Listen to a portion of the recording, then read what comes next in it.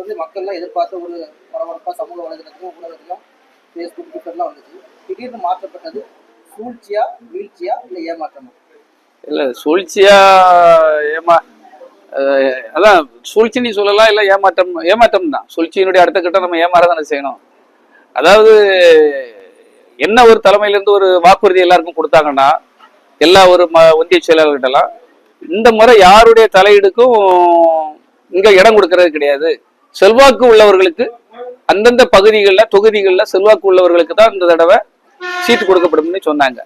அந்த அடிப்படையில் நம்ம இருக்கிறோங்கிறதுல 100% எல்லா மக்கள், எல்லா உளவுத்துறை report, CID report, police report எல்லாத்துலயுமே நம்ம தான் இருந்தோம். எல்லா இடமும் ஒரு நம்பிக்கையோட இருந்தோம். நம்ம குமரி தொகுதி மக்கள் அனைவரும் கங்க்ராச்சுலேஷன் எல்லாமே சொல்லிட்டு தான் இருந்தாங்க. கடைசி நேரத்தில் அதான் இல்லையா, நம்ம இந்த யுத்தத்துல யார் வெற்றி பெறுவா யார் சூழ்ச்சி வாடி தெரியாது இல்லையா, அதெல்லாம் நம்ம அந்த சூழ்ச்சியில் நம்ம வர முடியாம போயிட்டோம். திராவிட முன்னேற்ற கழக சார்பாக 70 புது வேட்பாளர்கள் வாய்ப்பு கொடுத்துருக்காங்க. ஆமா, அவங்க எல்லாம் வந்து மனோஜ் பாண்டியனா இருக்கட்டும் அதிமுக வந்தவர், அதுக்கப்புறம் பல பேர் கட்சியில கருணாஸ் எல்லாம் வந்து பல கட்சி மாதிரி வந்தவர். நீங்க ஒரு இயக்கத்தை நடத்தி வந்தவர், தன்னார்வ போட்டி போட்டவர். கிட்டத்தட்ட உங்க சர்வீஸ் 10 வருஷம் இருக்கு. இது வந்து ஒரு துரோகத்தோட உச்சக்கட்டமா பார்க்கலாமா? இல்ல, இது என்ன மேட்டர்னா சார், நம்மளும் ஒரு கன்னியாகுமரியில இந்தியாவினுடைய முதன்மை தொகுதியே இதுதான். இந்த தொகுதியில இருந்து ஏதாவது இந்த மக்களுக்கு செய்துட்டு கடைசி காலகட்டத்தை இந்த மக்களோடு மக்களா என்னுடைய வாழ்க்கையை முடிக்கணுங்கிற ஒரு ஆசையில தான் நம்ம இவ்வளவு செய்தோம். உங்களுக்கே தெரியும், இந்த 10 ஆண்டுகளா எத்தனை பள்ளிக்கூடங்கள், அரசு பள்ளிகள்ல கலையரங்கம் இல்லாத இடங்கள்ல கலையரங்கங்கள், வகுப்பறைகள், விளையாட்டு திடல்கள், நான் ஏழை மக்கள் சார்ந்தே தான் பண்ணிட்டு இருக்கேன்.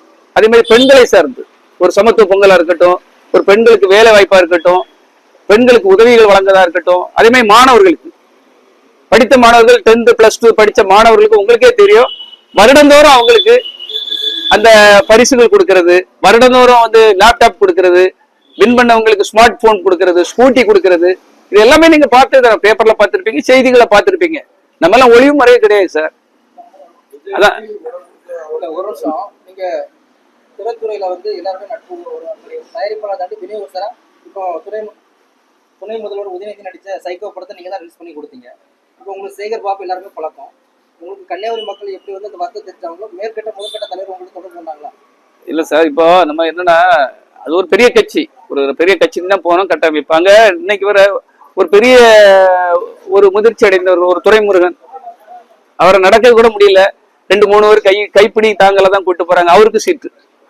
அதே மாதிரி பலருடைய பேர் அன்பில் மகேஷ் வந்தாருன்னா அவங்க அப்பாவா சார்ந்து, அதாவது வாரிசு அரசு இல்ல, வாரிசு இது இல்ல, அதே ஜமீன்தார் வாரிசுகள், அவங்க ஜமீன்தார் பருவ அடுத்த ஜமீன் வருவாங்களே, அதே மாதிரி தான் இருக்குது. நம்மள மாதிரி புதியவர்கள் இளைஞர்கள் வாங்க வரக்கு வாய்ப்புகளே இல்லாத, அதாவது கதவே திறக்கப்படாத போலதான் இருக்கு. அது ஒரு இரும்பு கோட்டை மாதிரி தான் இருக்குது.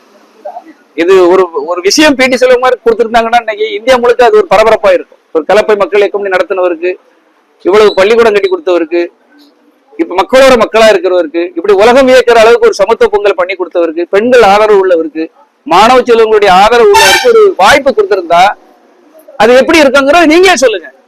நீங்க சொல்றது ஒரு கேள்வி எடுக்கிறேன். மக்களோட மக்களா இருக்கணும்னு சொல்றீங்க. உங்களோட பேச்சிலே எப்படி சமத்துவம், பிரிவினவாதம் கூடாது, ஒற்றுமை நோக்கி இது ஒரு பெரியார் சிந்தனை உள்வாங்கணும்னு நினைக்கிறேன். உங்களுடைய அடுத்த கட்ட பாய்ச்சல் எப்படி இருக்கும்? தாவேக்காக ஆதரவு இருக்குமா? உங்களுடைய நடவடிக்கை எப்படி இருக்கும்? அதுக்கு ஒரு எதிர்பார்ப்பு பிராக்டிக்கல் இல்ல, தாவேக்கா அவரு விஜய் கூட நம்ம இருந்தது உண்மைதான். விஜய் நம்ம வந்து அவர் கூட 27 ஆண்டுகள் அவருக்காக உழைச்சதும் உண்மைதான். அவர் இந்த இடத்துக்கு வரக்கு அவங்க அப்பாவுக்கு அடுத்தபடியாக முதன்மை தளபதியா இருந்து அவருக்காக வேலை பார்த்ததும் உண்மைதான். ஆனால் அதுக்கப்புறம் அவருடைய நடவடிக்கைகள்ல நிறைய சேஞ்சஸ் ஆகி கூட வந்து ஒரு சொன்னாங்களே ஒரு விஷ வலைகள் உள்ள நுழைஞ்சு தவறான வழியில அவரை வழி நடத்த ஆரம்பிச்ச பிறகு இனி விஜய் அவர்களை நம்ம அதாவது உறவினர்கள் ரொம்ப முக்கியமானவங்க, அவருக்காக விசுவாசமா இருந்தவங்க யாருமே அங்க உள்ள வர முடியல. ஒரு தப்பான ஒரு மோசமான தவறான வழி நடத்தல அவரு உள்ளுக்குள்ள மாட்டிக்கிட்டு இருக்கிறாரு. இப்ப அங்கேயும் போக முடியாத ஒரு நிலைமையில இருக்கேன். இப்ப அதுக்கு ஒரு மாற்று வழிகாலம் தான் திமுக இருக்குன்னு நினைச்சோம். இப்ப அதுவும் இல்லை. இனி யாரு நமக்கு சப்போர்ட் பண்ணுவாங்க, யாரு நம்மளுடைய கொள்கைக்கு நம்மளுடைய செயல்பாட்டுக்கு ஒத்து வரவங்க கூட நம்ம பயணப்படுவோம். கண்டிப்பா என்னுடைய சர்வீஸ் இங்கே போகாது. கலப்பை மக்களுக்கு மூலமாக என்னென்ன செய்யணுமோ செய்துட்டு தான் இருப்பேன்.